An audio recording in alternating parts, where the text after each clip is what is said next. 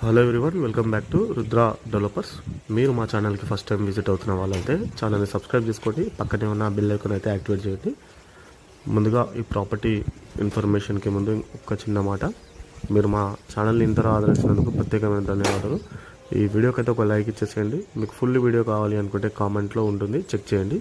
ఇది 133 గజాల స్థలంలో వెస్ట్ ఫేసింగ్లో అవైలబుల్గా ఉంది. ఈ ప్రాపర్టీ వచ్చేసి ఇంటి ముంగట 40 ఫీట్ల రోడ్ ఉంటుందండి.